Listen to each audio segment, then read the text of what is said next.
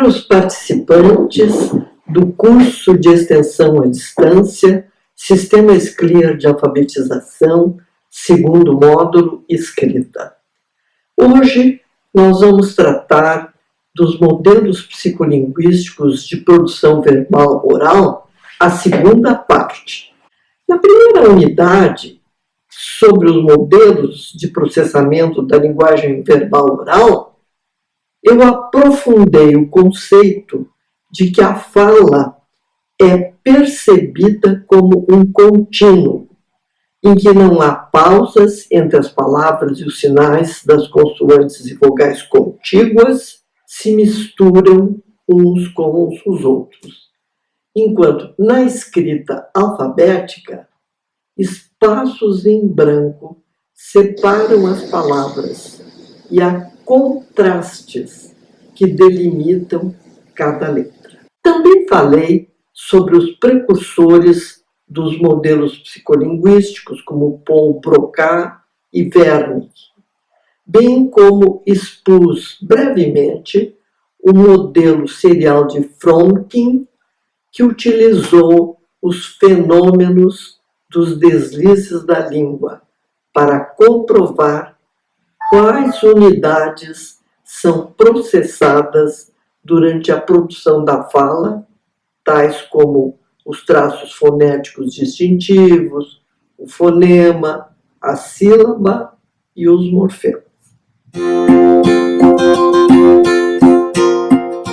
Levelt e colegas, em um artigo clássico, explicam que as primeiras palavras produzidas pela criança, isso ocorre em geral por volta de 1 ano de idade, são percebidas e garantidas pelo fato de que ela, por um lado, já internalizou várias noções para o uso, embora não seja consciente delas, como as noções de agente, interação, causalidade. E também algumas noções de tempo dos eventos, noções de permanência e localização dos objetos, noções essas que são agarradas por palavras que a criança escutou ditas pelos adultos nos mesmos contextos de uso. Por outro lado, ela registrou um repertório de gestos silábicos no período do balbucio, ainda sem significado. Na fase que antecede a produção das primeiras palavras, os dois sistemas, esse sistema dos conceitos que ela já possui e o sistema motor para articular as sílabas ainda sem sentido, os dois sistemas são independentes. Vamos ver as propriedades do modelo de produção verbal oral de Levelt e seus colegas. Primeiro, a precedência da entrada da informação, ou seja, o input, sobre a produção da fala, ou seja, o output. E a dependência da produção àquela entrada da informação, ou seja, o input. A criança terá que ter ouvido os adultos falarem para ela e dará demonstrações de ter compreendido, embora não possa ainda produzir os mesmos enunciados que entendeu. Claro que no caso da criança surda, ela terá que ver os gestos que os adultos lhe fazem e entendê-los antes de poder produzir as primeiras palavras pelo Libras. A segunda propriedade do modelo de Levelt e colegas é que produzir uma mensagem verbal implica traduzir conceitos, noções, pensamentos em palavras. É uma das etapas iniciais na produção verbal.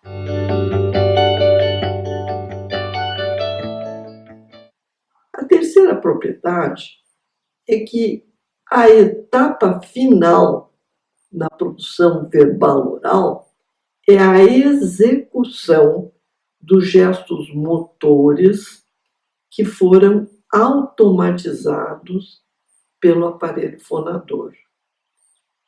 Ela ocorre, essa automatização, a partir da ativação das sílabas fonéticas que formam a palavra que a gente vai dizer, constantes no silabário, é um silabário que está armazenado, né?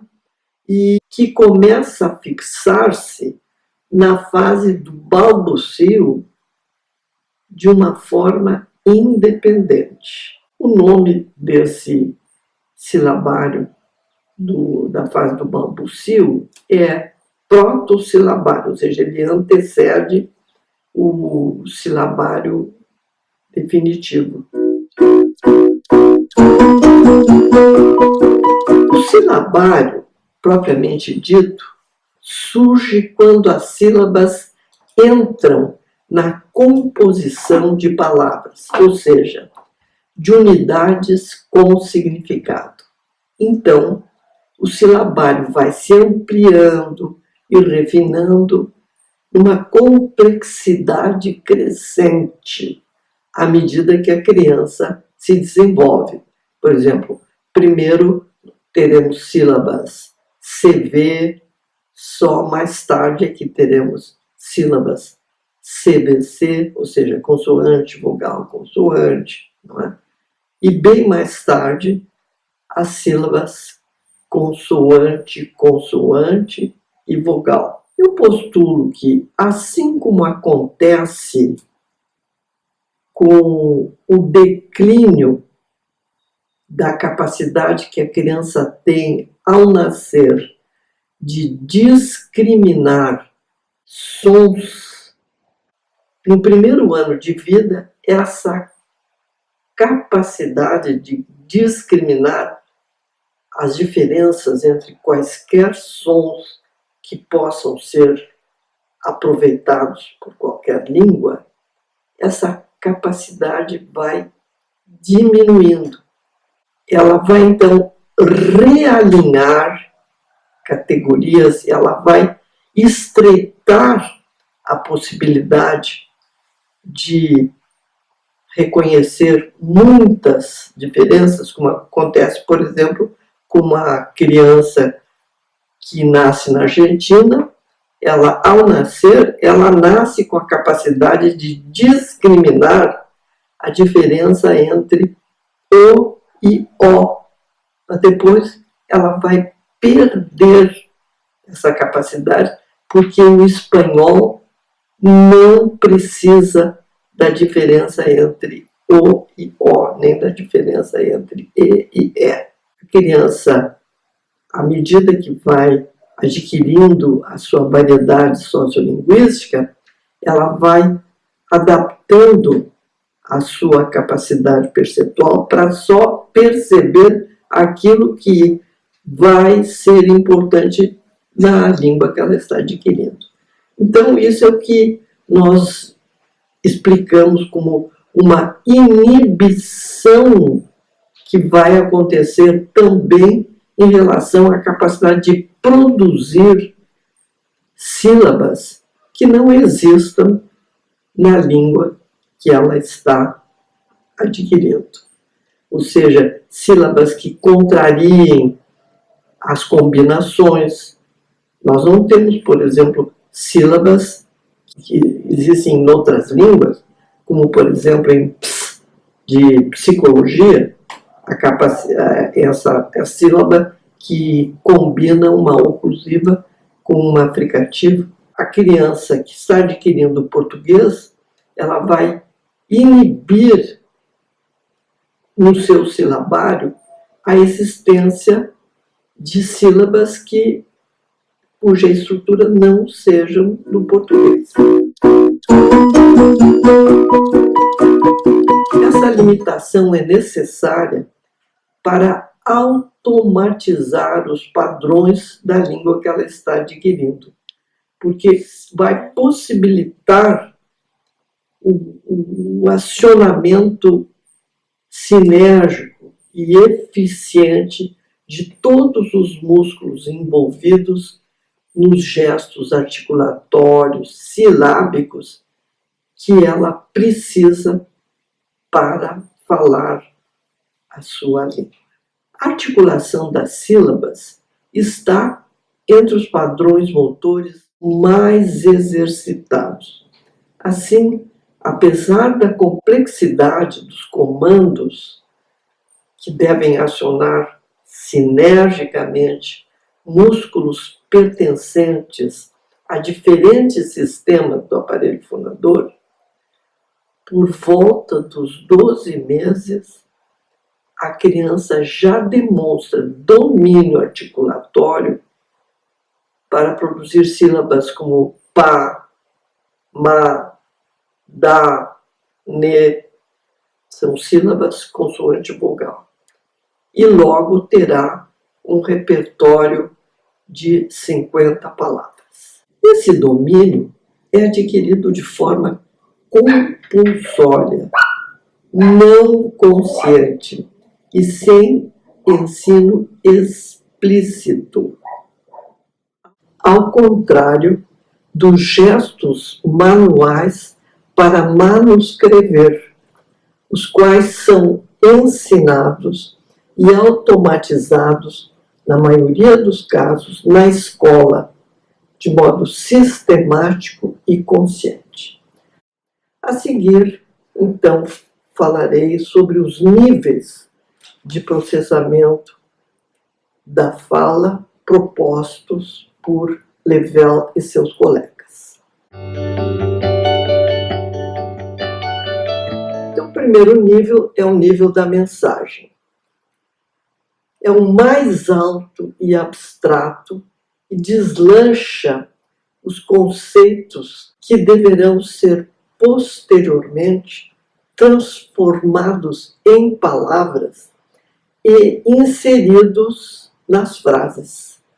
É movido pelas intenções pragmáticas dos falantes, tanto ao iniciarem a conversação, quanto quando a mantêm no bate-papo. O nível da mensagem é comum à produção oral e à produção escrita. Vamos ver o que é a preparação conceitual. Para Levelt e colegas, depois de definida a mensagem, segue-se a preparação conceitual, na forma de conceitos de palavras que estão na memória semântica. Levelt, então, formaliza esses conceitos usando letras maiúsculas, conforme exemplos em limpavas, banhavas e lavavas, conforme vemos. O nível da preparação dos conceitos é comum à produção oral e à escrita. Levelt e os colegas, eles dão um nome a essa representação que contém não só o conceito, mas também qual a categoria gramatical. Por exemplo, se é verbo, quantos papéis esse verbo precisa. Por exemplo, o verbo lavar exige um papel do agente, que é quem lava, não é? E o papel de objeto, que é que nós lavamos. Então, esse nível mais abstrato, o nome que ele dá para essas entidades é lemas. O lema Então, além das classes gramaticais, ele também contém informação sobre, no caso do verbo, por exemplo, tem que dizer se é a primeira pessoa que está falando, eu, por exemplo, se é singular ou plural. Eu, por exemplo, é a primeira pessoa singular, mas se fosse nós, seria a primeira pessoa plural. Indica, por exemplo, o tempo. Se é passado, nós chamamos o nome de tempo passado, é pretérito, né? Também indica o aspecto, quanto dura essa ação. Então, nós temos, por exemplo, no caso de lavavas, o vá, ele significa pretérito, que é o passado, e também significa uma ação não acabada, que é o imperfeito. A mesma vogal temática, quer dizer, é lavar. Então, ele é um verbo regular, não vamos precisar de ter um registro no léxico mental ortográfico, que é exigido quando os verbos são irregulares, como o exemplo que eu dei. Além disso, o verbo lavar é da primeira conjugação. Então, nós temos uma vogal, que no caso é a vogal A, que é a vogal da primeira conjugação. É por isso que nós temos vá ali. Se fosse da segunda conjugação, nós teríamos ia, né, no caso de escrevia. Aqui, então, é a primeira conjugação, e o que marca essa primeira conjugação é um morfema A, da primeira conjugação. Se fosse segunda, seria E. Se fosse terceira, seria I. Aí nós vamos ter o nível da seleção, então, de quais os radicais que nós vamos usar ali, que é comum tanto à produção oral quanto à escrita. Mas, quando nós tivermos radicais irregulares, no caso, por exemplo, do verbo querer, nós escrevemos o pretérito perfeito, o radical é quiser. Isso é uma irregularidade. Então, eu vou ter que ter um léxico mental ortográfico onde está registrada a forma escrita, quiser. No caso dos verbos regulares, que é o caso do verbo lavar, você não precisa ter nenhuma forma registrada ortograficamente, porque o pretérito perfeito ele tem o mesmo radical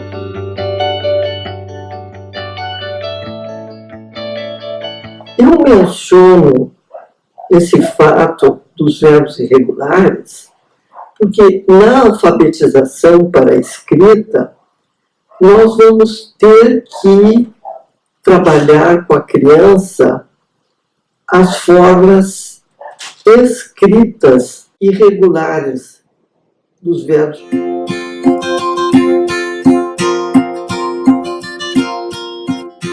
Porque é aí que surgem muitas dificuldades para a escrita. E são verbos muito frequentes na escrita.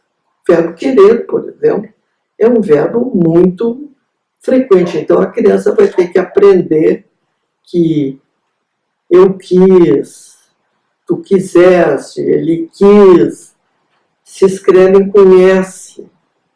Enquanto que outro verbo irregular, que é muito usado na escrita, eu fiz, tu fizeste, ele fez.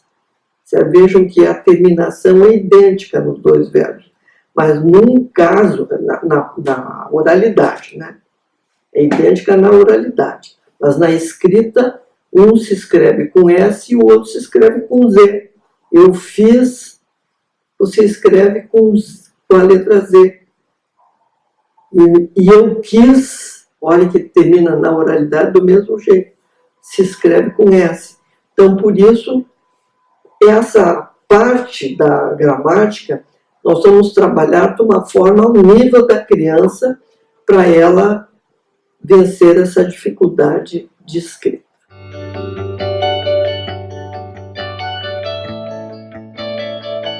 Nós vamos nos deter aqui para explicar um pouquinho o que é o léxico mental, também conhecido como dicionário mental.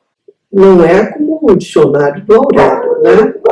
Ela vai incorporando, vai registrando as palavras que ela conhece e às quais ela vai sendo exposta e que apresentam a mesma significação básica nos mesmos contextos de uso, certo? Então, ela vai ouvir: você já sentou? Você já comeu? E isso tudo, então, ela vai registrando no que nós acabamos de comentar, que é o léxico ou dicionário mental. Há muitas discussões sobre como esse léxico ou dicionário mental é organizado. Mas, na proposta da Fromkin e também na proposta de Level e seus colegas, há vários léxicos mentais ou dicionários mentais. Num deles, nós vamos arquivando o que chamamos dos radicais dos substantivos, dos adjetivos, dos verbos. E como vocês podem já inferir, esse léxico é aberto, porque é praticamente infinito, vamos dizer, claro, com suas limitações, mas é aberto esse léxico para receber todas as palavras, todos esses radicais novos que nós vamos incorporando na nossa experiência, certo? Diária. Então, radicais substantivos, dos adjetivos, dos verbos e também advérbios que têm radicais nominais, não é?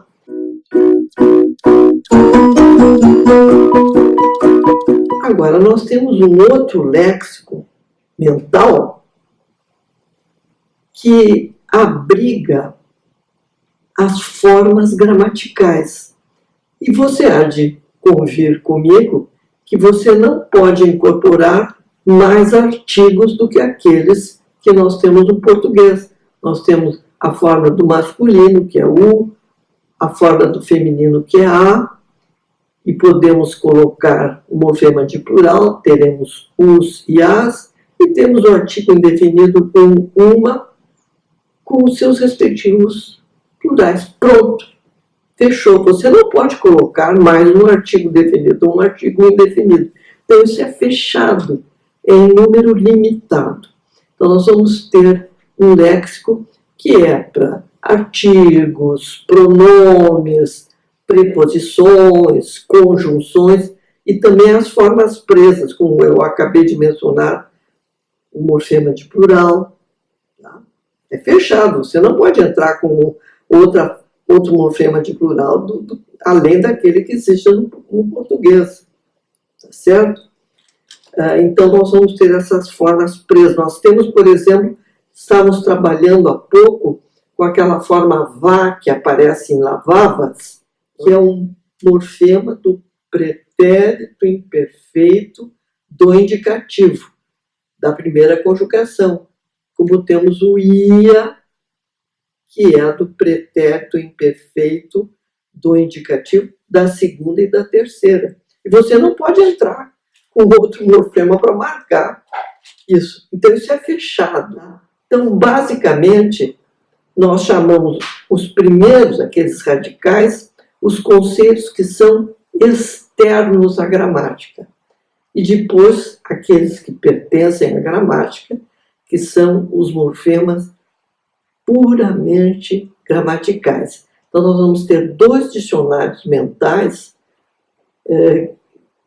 paralelos, um para as formas puramente gramaticais e outra que é para os radicais dos substantivos, adjetivos e verbos.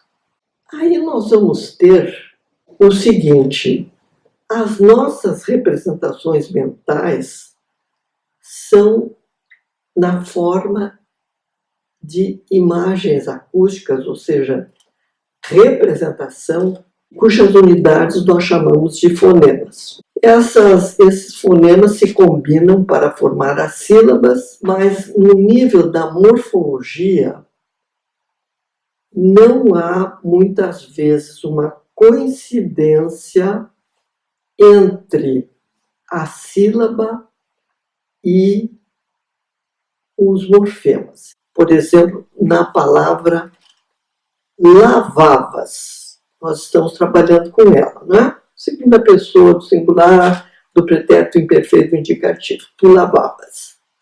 Bem, o morfema, o radical, o primeiro do verbo é lavo. Quando ele se une com a vogal da primeira conjugação, que é a, nós vamos ter duas sílabas, lá e vá. Então, vocês estão vendo que não houve coincidência entre o morfema, que é lav, é o radical, e depois, quando ele se junta com a vogal temática, forma duas sílabas diferentes. No final, nós temos dois morfemas, que é o vá, sobre o qual eu já tenho falado, pretérito imperfeito do indicativo, e temos o que eu vou realizar, o fonema s, que é um morfema de segunda pessoa do singular. Agora, quando a gente junta esses dois morfemas, nós formamos uma sílaba, vas. Então, vocês estão vendo que não há essa coincidência entre as unidades silábicas e as unidades dos morfemas que estão arquivados nas memórias, que eu expliquei há pouco para vocês. E aí, nessas uniões que vão se dando até nós chegarmos ao nível do vocábulo, não só há mudanças por causa da formação das sílabas, como também, às vezes, ocorrem mudanças fonéticas importantes por causa dessas uniões.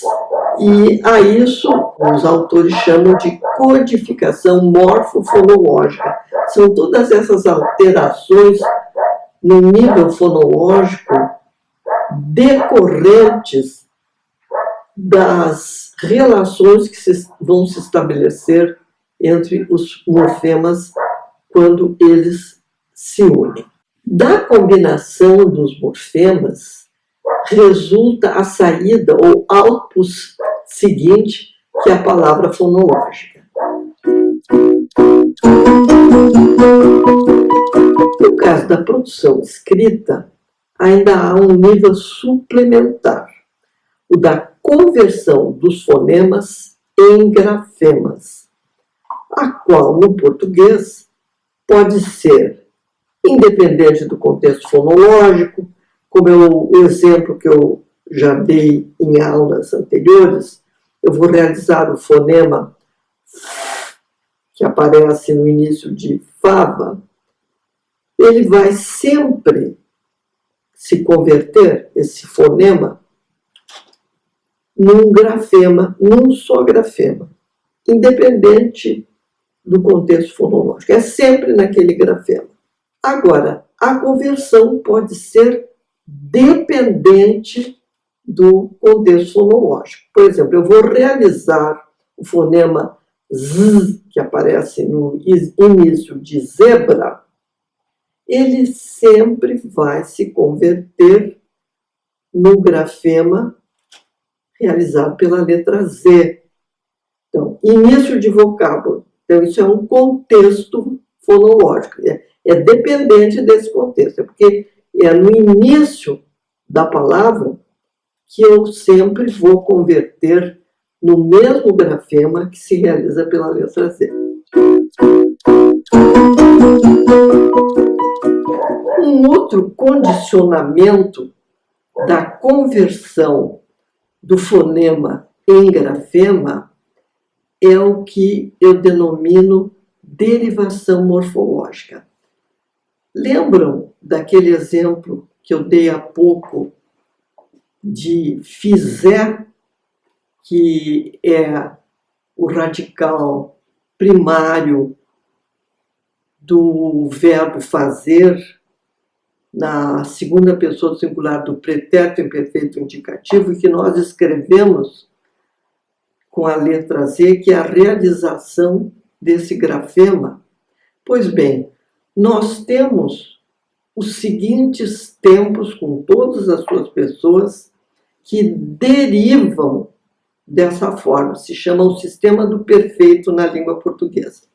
É o mais que perfeito do indicativo, o pretérito imperfeito do subjuntivo e o futuro do subjuntivo.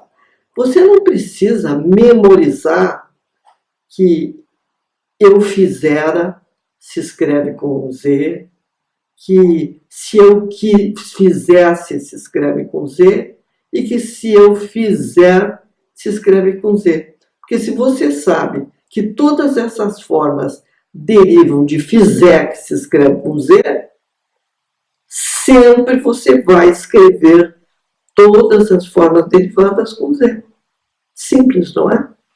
Pois é assim que a gente vai trabalhar com as crianças no momento adequado para elas não se atrapalharem quando tiverem que escrever o seguinte: se eu fizer a lição, eu vou aprender. Só pode ser, esse grafema só pode se realizar com a letra Z. Então, isso nós chamamos de uma codificação desse fonema que eu vou realizar, que é o Z, condicionada pela derivação morfológica. Levelt e colegas depois falam no nível da codificação fonética. Ela traduz os fonemas em representação dos sons, para que os gestos da produção da palavra possam ser especificados em sílabas fonéticas que vão ser ativadas lá naquele silabário sobre o qual nós já falamos também nessa unidade, que é o silabário fonético, está arquivado, inclusive, numa área chamada área pré-motora. Então, nós vamos ter um programa motor que aciona os músculos adequados para a produção daqueles sons, inclusive os necessários à atribuição dos acentos de intensidade. No exemplo que nós estamos trabalhando, que é lavavas, as 3 sílabas fonéticas são lá, vá e vá. Notem que a terceira sílaba fonética tem um azinho de ponta cabeça, né? Porque o som, aqui nós temos a representação fonética, é um átono, ele é um pouquinho mais fechado do que o A que aparece na segunda sílaba, que está na sílaba de intensidade. Agora, nós colocamos um asterisco na última sílaba pelo seguinte, porque ali eu não posso representar o último som da última sílaba, que é vas, e eu realizei na minha variedade, eu sou gaúcha, mas eu mesma, se tivesse vas depois, já sairia um som sonoro. Se eu disser isoladamente, sai vas, sai surdo. Se fosse um carioca, ele iria dizer vais depois, e se fosse seguida de silêncio, vais. Então, só aqui nós já temos 4 possibilidades fonéticas. Por isso, nós colocamos um asterisco, porque ali nós podemos ter várias realizações fonéticas. Essas mudanças fonéticas também vão depender do encontro entre os morfemas dentro das palavras ou do encontro entre palavras. Por exemplo, no encontro que há entre o prefixo in, aqui nós temos um prefixo com a vogal nasal que indica contrário. E depois temos o radical exato, e aí nós vamos ter as seguintes sílabas: I, ne, za, tu. Então já vimos novamente uma mudança silábica com as suas consequências fonéticas. E um exemplo agora do encontro entre palavras, que nós chamamos isso assim do encontro externo. Há vários nomes científicos para isso, é uma juntura externa fechada, tem um nome que isso vem da fonética hindu, o outro nome é sandhi externo, enfim. O fato é que aqui nós temos a palavra mar, que vai se unir à palavra agitado, e nós vamos ver que o último fonema, realizado por um som, vai migrar para a palavra seguinte. Nós vamos ter as seguintes sílabas: ma, ra, ji, ta, du. Então veja o seguinte, de uma palavra pulou para outra. Tais as consequências que decorrem desses encontros. Esse nível da codificação fonética é exclusivo da produção oral. Na escrita, as palavras estão separadas por espaços em branco. Então, esse fenômeno que nós acabamos de explicar na oralidade não vai ocorrer. As letras contrastam entre si. Na produção escrita, vai ocorrer a realização dos grafemas em letras. Essa realização do grafema pode ser numa ou, no caso do português escrito, ou 2 letras, que nós chamamos de dígrafos. Finalmente, nós teremos um nível proposto por Levelt e seus colegas, que é o nível da articulação.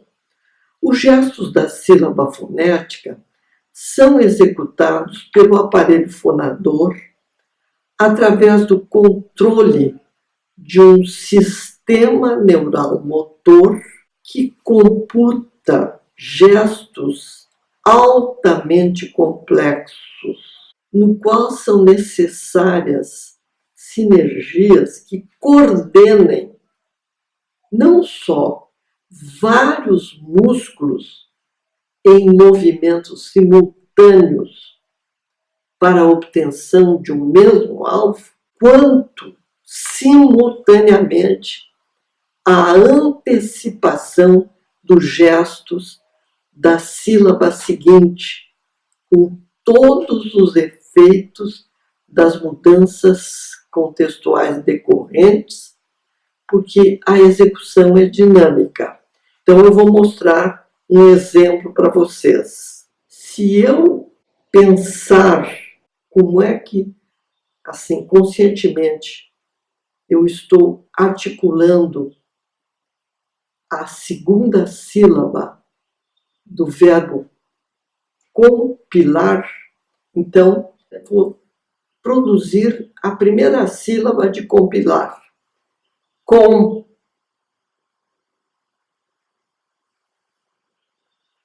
notaram que, ao pensar em dizer compilar, ao dizer a segunda sílaba, quando eu produzi a primeira, olha aqui como é que terminaram os meus lábios. Com. Agora eu vou fazer a mesma coisa com o verbo computar. Com.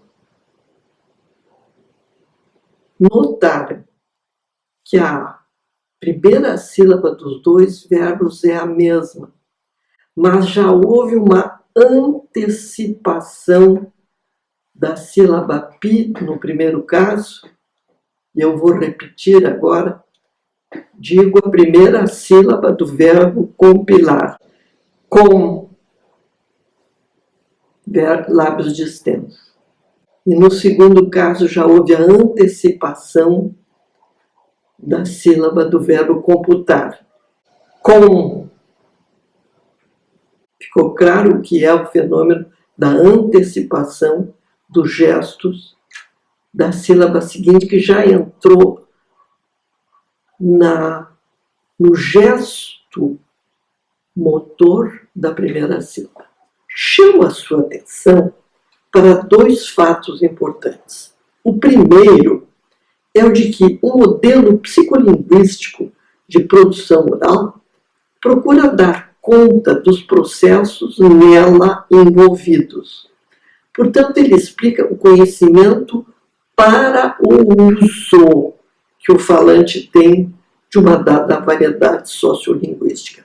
Não significa que esse falante conscientemente saiba definir as noções de agente ou de objeto em lavá-las, embora tenha conhecimento para o uso de que esse verbo exija alguém que pratique a ação de lavar e de que essa ação não se complete no próprio verbo, mas também exija algo a ser lavado. O segundo fato é o de que as notações e rótulos empregados pelo cientista não estão representados na mente do falante.